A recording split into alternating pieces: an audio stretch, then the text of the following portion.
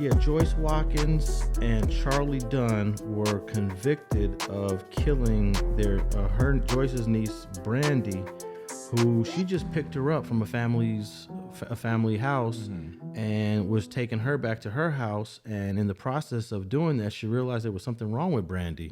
So she called up the mom and said, "Hey, she's not feeling well." And then the mom said, "I'm on my way there," but they live in two different states, two bordering states, Right. Kentucky and Tennessee. So when the mom didn't show up, she just said, "I'm taking her to the hospital. Right. I'm taking her to the emergency." And once she went to the hospital, she died a little shortly thereafter, and then they charged her because the doctor who testified in that case tried to time the injuries. Were the injuries from the day before, or were the injuries more fresh? Right. They determined that they were fresh. So since they determined they were fresh, that means Joyce Watkins and Charlie Dunn had to have been the ones that did it. Right. But years later, they found out all her science was wrong. Everything she testified about was inaccurate, and they did determine those injuries were old injuries, meaning that were like a day or two before. Right. So that's how Joyce Watkins ended up in prison, and she sat there for about 30 plus years. And as of now, she don't have no money. Right. Well, they need to give her some, man. And they need to give her a lot of it because, that was foul play, man. But don't get me wrong. You down in Tennessee, you down in Kentucky, you down in some of these states, man, and some of these courthouses, some of these counties that you don't have the resources to even, you don't even have the lawyers with the ability to even, fight these cases appropriately. You know what I mean? She wasn't a criminal. She didn't probably have no, matter of fact, I don't even think they had an attorney because she felt she was innocent and they was going to find out the truth. So she was telling them anything they wanted to know. Come get any evidence you want from the house, and kind of didn't take her case maybe as serious as she should have because she knew that she would have been found not guilty based because she didn't do it. You know what I mean? So. And she's 74 years old right now. Hey, man, they done took 30-something years from that woman's life, man. They shouldn't take no 2 more years to get her paid. Not saying that money is the end all be all, but at least compensate this money for her to live out the rest of her life very well. Well, she's going to need a pardon from the governor, and the governor has the discretion to issue it. There's nothing that's forcing the governor to even pardon her. She's already free. Her conviction has been overturned, but she needs the governor to pardon her in order for her to get some money. I don't get that part.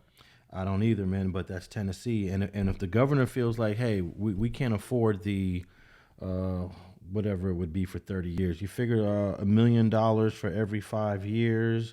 And if she did 30, you figure like $5-6 million. If they say, hey, we ain't got $6 million to give away, that governor might not pardon her, man. No doubt, but that's some chicken shit, man. Yeah. You know what I mean? And this is the part I'm talking about, being politicians opposed to real human beings out here, man. And there's no way that this woman shouldn't be compensated and taken care of for the rest of her life, and shit, if you ain't got the 30, give her 5 now and say you gonna, hustle something up later, but that'd be foul. I don't have him doing it down there in Tennessee, but I really hope he get the understanding, man, that this woman should be taken care of for the rest of her life. Well, one good thing about this case and Joyce Watkins and Charlie Dunn getting their convictions overturned was that the DA, the prosecutors, actually helped in letting the truth get out there. Because most of the time, the DAs and prosecutors, once their conviction is in there, they don't want to even touch it anymore, even if they know that conviction might be a bad conviction. But in this situation, the DAs in that county actually worked with the defense attorneys to bring the proper verdict for Joyce Watkins and Charlie Dunn. And you rarely see DAs wanting to do that. No doubt, and they do sometimes, but they knew they got overwhelming evidence, man, that this lady just sitting up in here and rotting away at the expense of, being innocent. Now, there was a case here in L.A., Geronimo Pratt, who got sent to prison in the 70s. He did 27 years, and in 97, they released him. And the district attorney here in L.A. at the time was Ira Reiner.